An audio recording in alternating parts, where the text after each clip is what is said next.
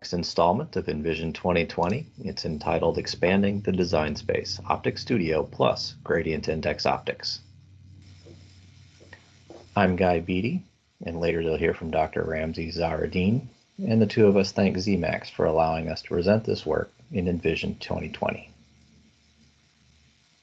Our talk will start with a background of Peak Nano-Optics and what LGRIN is, and then we'll talk about the Peak added tools that allow us to do GRIN design in OpticStudio. We'll provide a real-time demo of an LGRIN design. We'll also talk about our in-house tolerance model and how we do real tolerancing of GRIN optics made from our company. And finally, we will conclude. To begin with, let's clarify what we mean by LGRIN. By LGRIN, we're referring to the layered gradient index optics that we make at Peak. The idea is stretched back to 2001. I myself started working on this program in 2005. Peak Nano purchased the technology in 2016 and has, over the last several years, been ramping up to large-scale production of LGRIN optics. The heart of this technology lies in the production of rolls of thin, transparent polymer films with a controllable refractive index. Films are produced by different mixtures of a low-index polymer, PMMA for example, and a high-index polymer, SAN17 is another example. When produced using proprietary multi-layer co-extrusion techniques, the polymers are mixed at such a fine sub-wavelength length scale that the resultant material is optically transparent and homogeneous, with a refractive index controlled by the relative volume fractions of the two base materials. The rolls we produce are about 20 inches wide, thousands of feet long, and 50 microns thick. They're cut into 6-inch squares, measured and sorted by refractive index, at gradations as small as 10 to the minus 4. The resultant library of loose 6-inch squares of film serve as the building blocks for all our optics. Once produced, this library of film can be stacked in any order in terms of whatever recipe we wish into a loose film stack.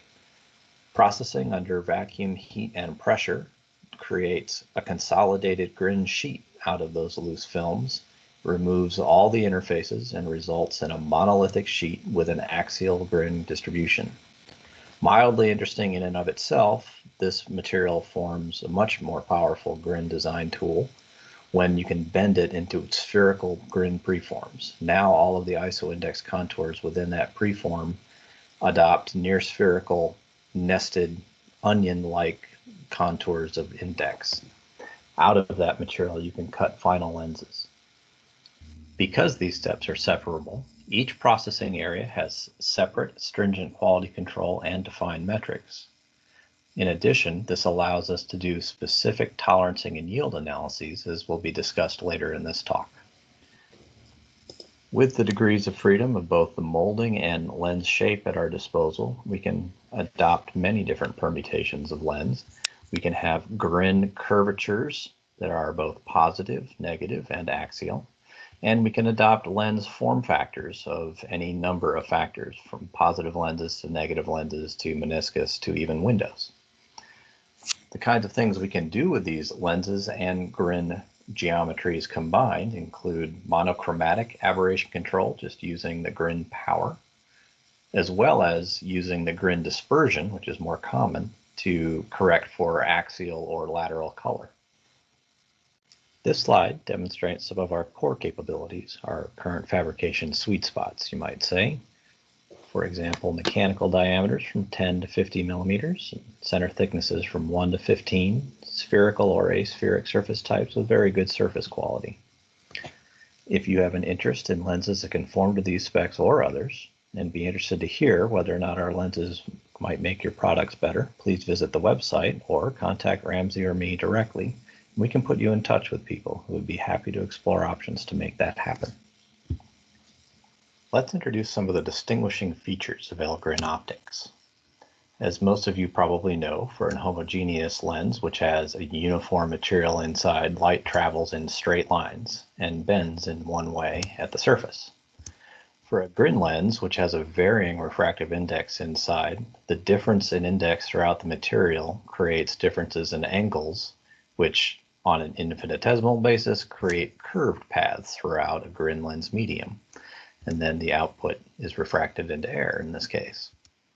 this also means is that for a homogeneous lens where you've got a one-way relationship between input angle and refracted angle inside the material, for a grin lens with varying different distributions behind the surface, you can have a difference in distribution of ray angles refracted inside the material. So what's another way of looking at how these grin optics work? Well, shown here on sort of a glass map, index versus dispersion or Abbe number, are the two base polymers that we use in our material, nearby relatives. So we have a low index polymer 1 and a high index polymer 2. And if we were doing homogeneous, sort of conventional optical design, we'd be restricted to these discrete points on the glass map. Now, with the power of co-extrusion, we can actually make polymers that continuously span the region between those two polymers. With more polymer 1, we can make a roll of film at one spot along that continuous line, and with more of polymer 2, we can make one that's sort of more towards the orange region of that line. And this is really another way of kind of looking at the power of this approach. We get to continuously span the glass map. Now, this is what we do right now, but in the future, we're even considering the addition of a third polymer. And by adding all three polymers arbitrarily in these films, we now can span an entire area of a glass map continuously, which should allow for even more control over dispersion and index. For example, if you envision creating this continuous line of materials, you have a material that will have either a constant dispersion with varying index and so well corrected, or you can envision a constant index, say, material with varying dispersion. Two different families of material out of the same family that each have interesting properties when considered as a grin lens. As exciting as it is to consider designing with such lenses, it became clearly early on that there were some important limitations to design software when it came to grin optics. As a result of that, over the years, Peak has developed a number of grin design tools. ZMAX, for example, does indeed have a number of gradient index optics design surfaces. Here's a full list of them. However, the later edition of Gradient 12 rendered surfaces 2, 3, and 4 redundant. Gradient 12 superseded them. These three here, 6, Gradium, and 9, are really kind of aimed more at specific companies' lenses. So beyond their materials and geometries, they're not necessarily easily applied. And of the ones that remain, Grid Gradient is the most flexible. However, it requires a text file, a separate text file, to individually define the index and dispersion over an entire 3D grid of points. Another important limitation of all these surfaces is that the surface shapes are restricted to just spherical and conic terms. So of the non-grid gradient surfaces that do use dispersion, this is the manner in which they do so. The model is one of sort of like a Sellmeier equation where you've got three terms that add up like a pole kind of expansion, and each of the parameters of this term are separately described by a separate polynomial expansion over not wavelength, but this NREF, the reference wavelength. A couple of important points. Number one, the parameters of this model have to be stored as a separate text file, so you have file read access issues. Secondly, and kind of importantly in my mind, this is a math-based model. There's nothing here about what materials are being used as part of this kind of grin material. There is no way, for example, to envision taking PMMA dispersion constants and SAN17 dispersion constants and re-expressing these K and L sub i's in terms of those original constants. Instead, these are just a series of numbers that you generate by fitting a whole bunch of data over both, wavelength and sort of material composition to get your final numbers. If I change the reference wavelength at which I analyze these numbers for even the same material system, the K's and L's are all completely different, and there's no obvious relationship between the two. So if I had a file with K's and L's where I had PMMA and SAN17 that I happen to define at 500 nanometers, and I compared them to a separate file of K's and L's where I had the same materials, PMMA and SAN 17, but I chose my reference wavelength at, say, 600 nanometers, there'd be no real relationship between those Ks and Ls. There'd be no way to look at them and know that you were dealing with actually the exact same material system. So to summarize, the implication here is that grin dispersion in native Zemax is defined mathematically without any knowledge of what the actual underlying material system is. And when defined, the grin dispersion is fixed by an external text file, which requires at least one touch to the, your hard drive when accessing it. An important implication of this is that when you're trying to optimize a lens, a grin lens, OpticStudio knows nothing about material bounds. And speaking from experience, and certainly not playing, OpticStudio will happily ramp the index and dispersion to unrealistic values when trying to do a design. And who can blame them? Who wouldn't want to design with a lens with an index of 10 and the dispersion of vacuum? I think we could all do some really cool things if we had those kinds of materials at our fingertips. But since we don't, we have to operate in the real world. We need to find some way to get OpticStudio to do a grin design in such a way that it conforms with reality. So where we stand right now is that native OpticStudio, while it certainly can trace through an L grin lens and even arbitrarily complex kind of grin lenses through the grid gradient surface, it can't actually design one without innovations like ours. You need some extra capability in order to do real efficient optical design with a grin lens. So how do we at Peak do grin design? Well, to start with, we think about the grin material system in an entirely different way. We consider a grin material system to be a mix of two or more materials, let's say by A and B. And A and B can be defined in the way OpticStudio natively defines materials. In fact, we specifically set things up so that you can load any material that's defined in a Zemax class catalog based on their original as defined index curves, dispersion curves. So obviously, if you have two materials and you mix them about 50-50, you'll have a dispersion curve that you would expect to be intermediate between the two base materials. And in fact, that's what we do. We consider a situation where it's one parameter, the volume fraction in this case of A, which then gives a curve that is a fraction of, a relative ratio of the two curves. So for example, obviously a volume fraction of 1 is pure A and a volume fraction of 0 would be pure B. But then 0.2 would give some sort of intermediate curve here. It's close to B, but in the middle, and 0.8 would be a curve close to A, but also in the middle. An important corollary of this is that since it's just one parameter, you can then use that number if you have instead an index instead of the volume fraction. If I knew what the index of the grin system is at a design wavelength, then I can figure out where it lies between these two curves, which tells me the volume fraction. And by extension, with that one number, I know what the dispersion is across the entire wavelength band of interest. So I can turn this around and given an index at a specific wavelength of this material system, I now know at that point exactly what the dispersion curve is throughout the entire wavelength band. Naturally, we developed this model for our own grin optics, but it should be pointed out that this provides a flexible model for all kinds of grin material systems. This kind of blending is nearly exact, a near exact model for nanoscale blends of independent materials, in other words, materials that blend without chemical interaction.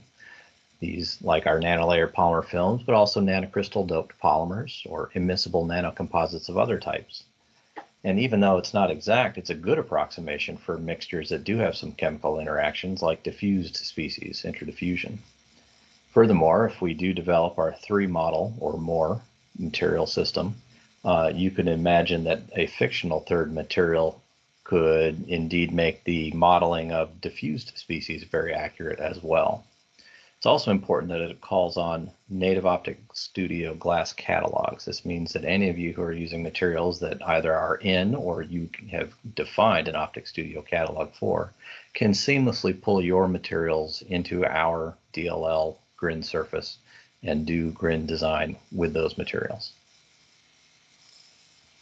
So now that we've spoken about the grin model that we have for how we put grins together and how we model it, these are the tools that we provide to people at this website. So here's the website at the top.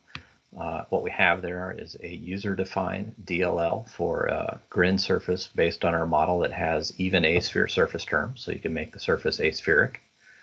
There are ZPLM macros. These are macros specifically designed for the merit function to limit optimization during a lens design process to valid grin search space based on your materials.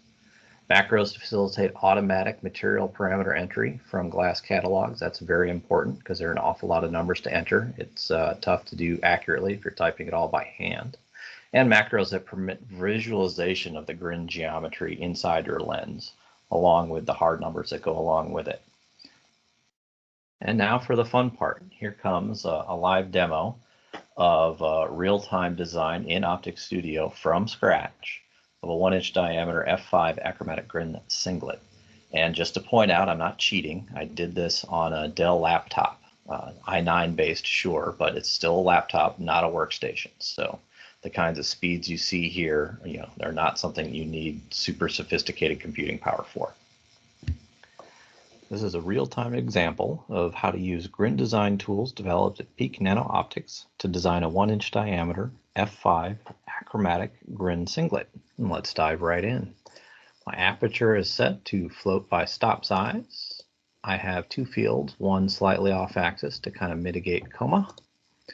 My wavelengths are the FDC lines in the visible, and my material catalog has added the Peak Nano material catalog. So for a 1-inch f5, I'm going to have a 25 millimeter clear aperture for the stop. Insert my two lens surfaces. I'll make them 1-inch diameter.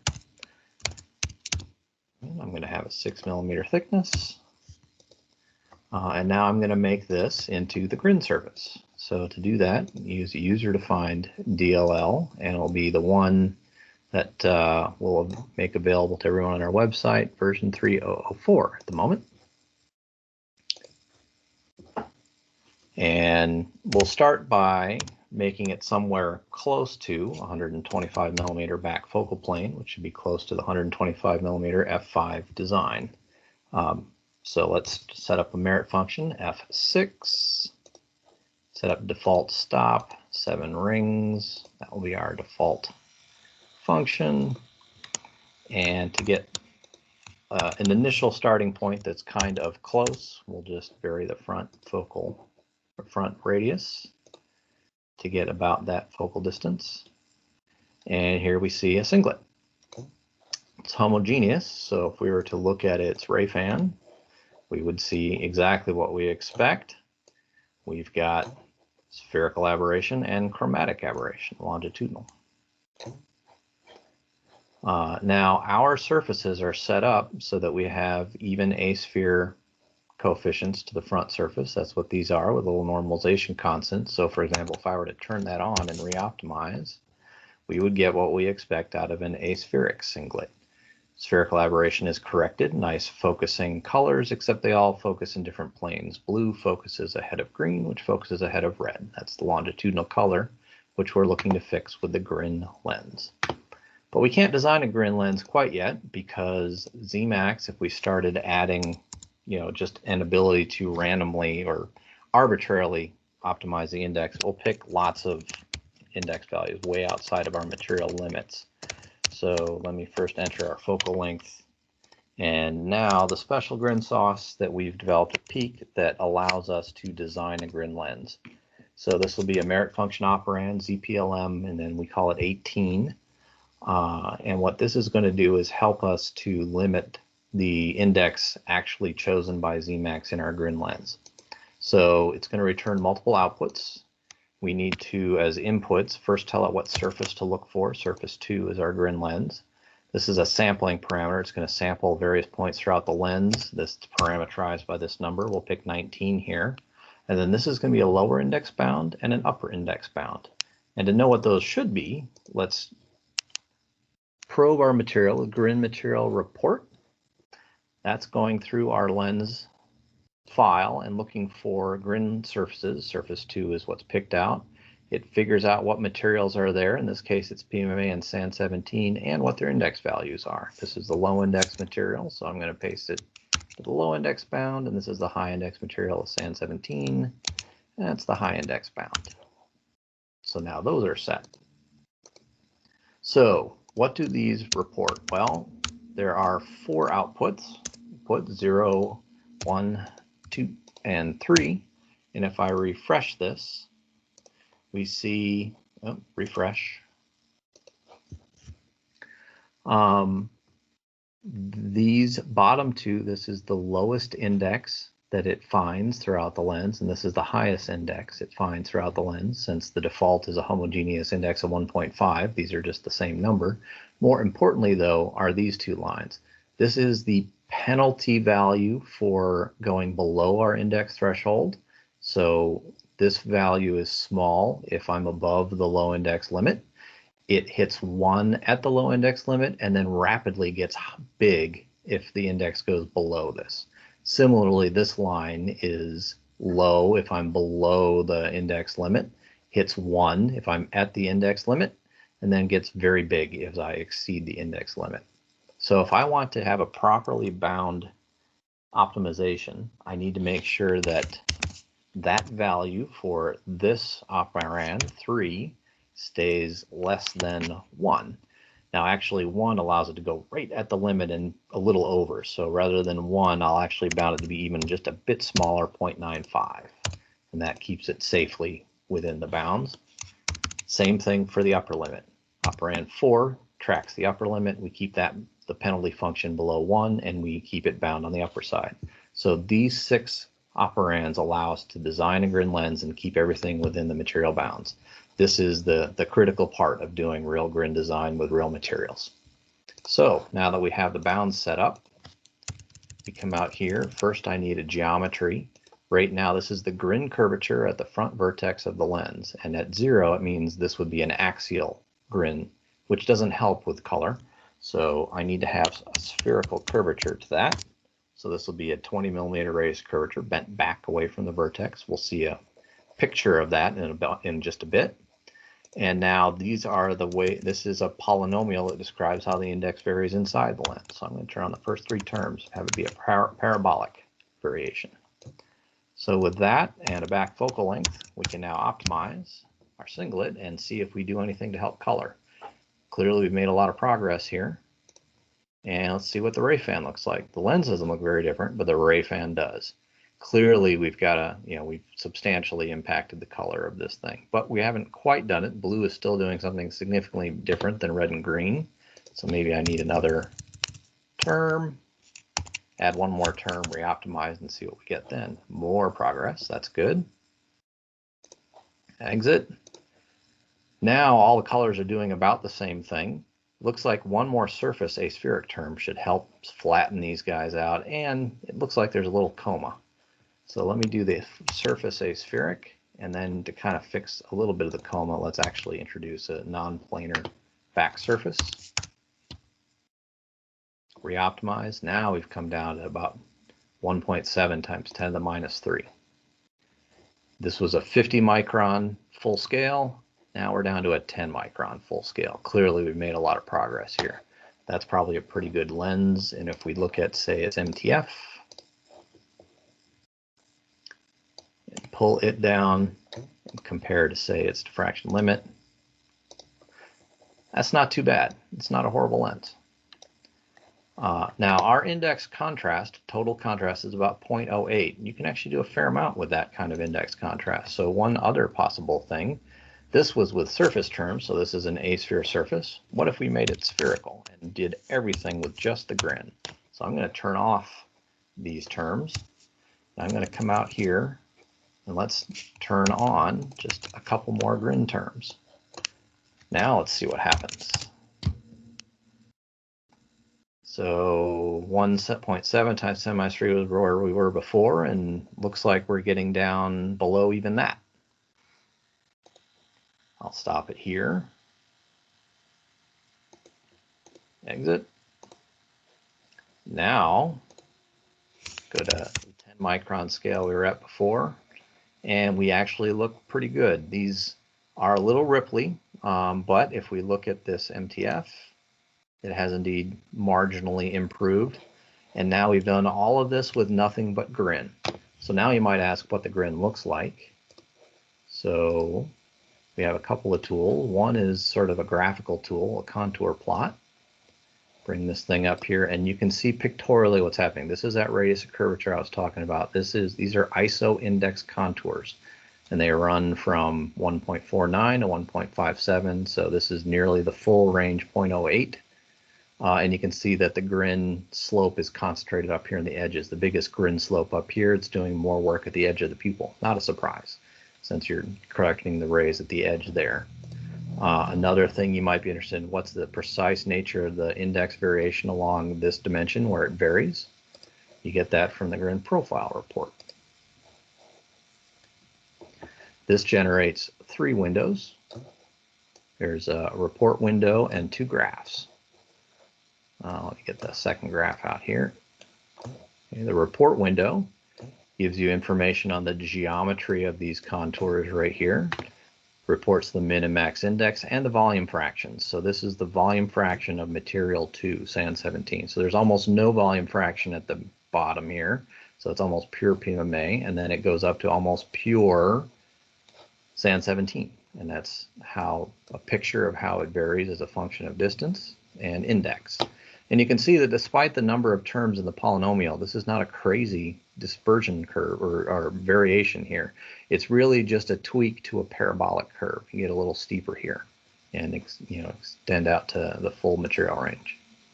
So that's our lens. How does this really compare, though, to, say, some other kind of lens that would be similar? Does the grin really bias anything?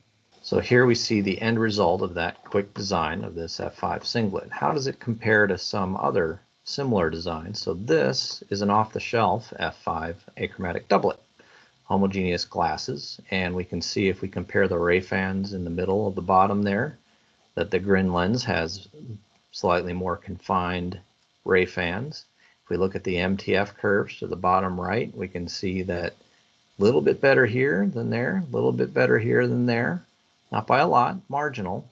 But the other thing to point out is the prescription data up there. So let's grab the prescription data for our lens.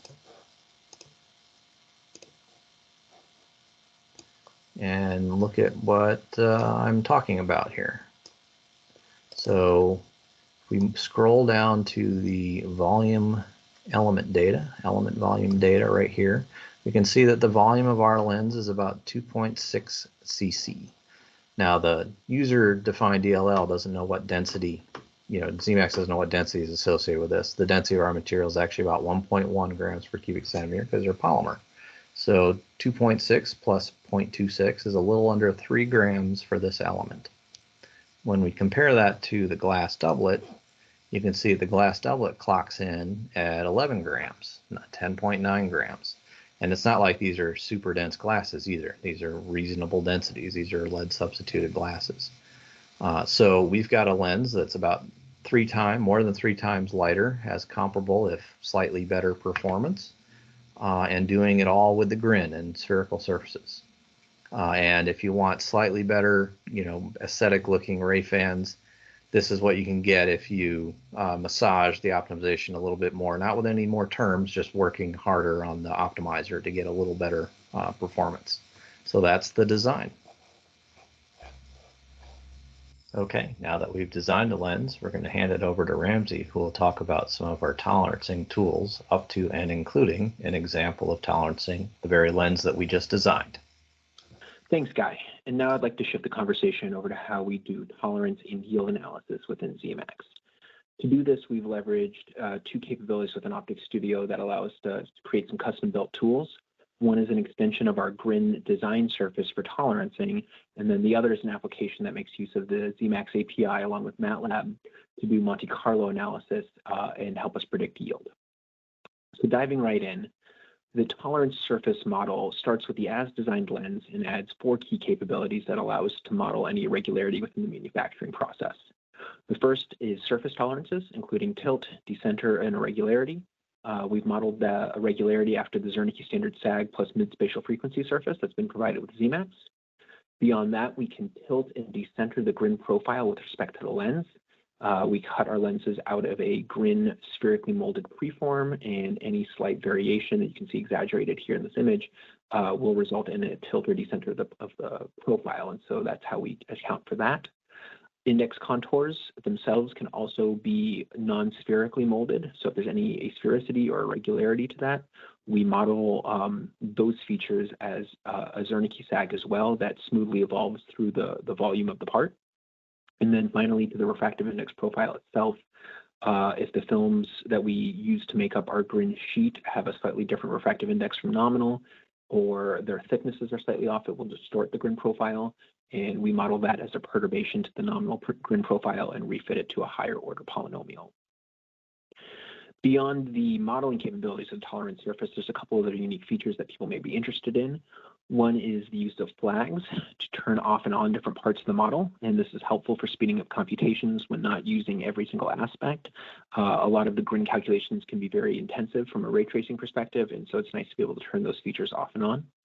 Additionally, we have the ability to dynamically address which Zernike terms we're using within our index contour model. And so here you can see that we have only 4 Zernikes in a sort of low order model that is using only specifically the radially symmetric Zernike terms according to the null indexing. And so this is nice because it prevents us from overflowing from the lens data editor in terms of the number of parameter columns we're using, and prevents us from having to turn to data surfaces to input all the necessary information for our tolerance model. And additionally, it only loads the Zernike terms that we're specifically using within our model, and that helps speed up the computations as well. And so these might be useful features for any of your own user-defined surfaces that people are interested in. So the other half of the toleration process is our Elgrin tolerance application, which was written with the API, and a GUI was developed in MATLAB for it. The application starts off with the tolerance data editor wizard, which mimics very closely the wizard that exists within Zemax. You can populate all of your homogeneous optics tolerances, as well as all of the grin tolerances. Once that's done, the user can then move on to the evaluation criteria wizard, where they define the specific criteria that is going to be used to evaluate yield. So things like focal length, distortion, field curvature, and MTF can all be used.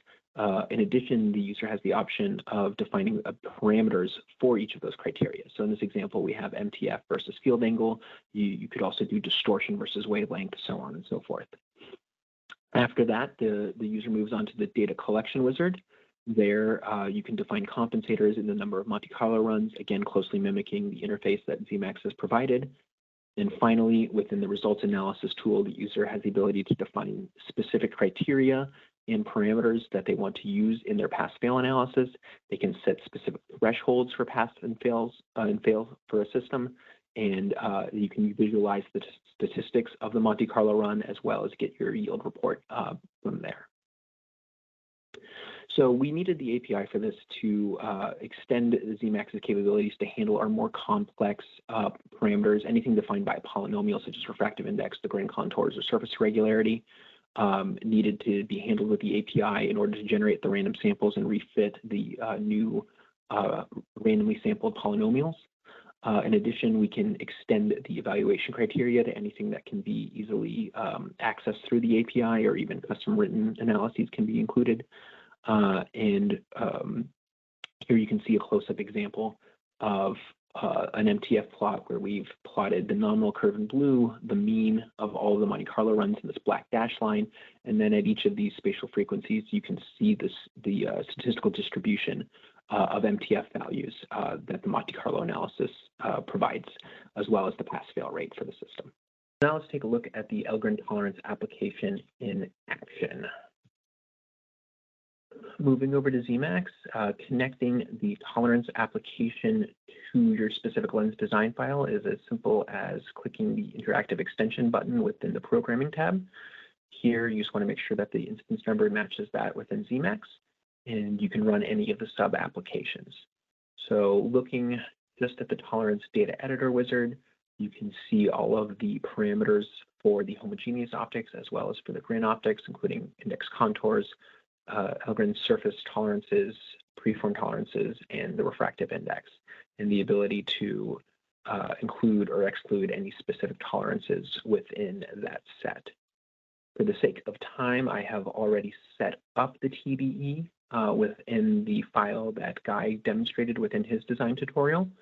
And so let's just skip over to the results analysis. Here you can see that I have loaded the raw tolerance data that was obtained during the data collection process. Within that, in this run, I just was doing MTF.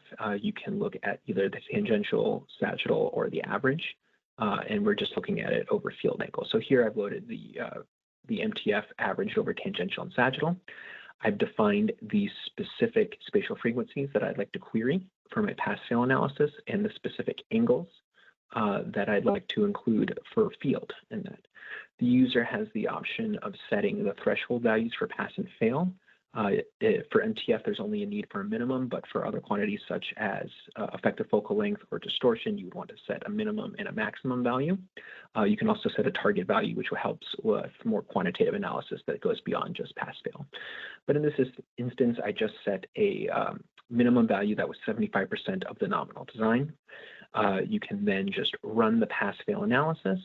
You can evaluate it at points that are interpolated with respect to the spatial frequencies of the data that's recorded. So there's no need to exactly match the specific spatial frequencies that ZMAX provides.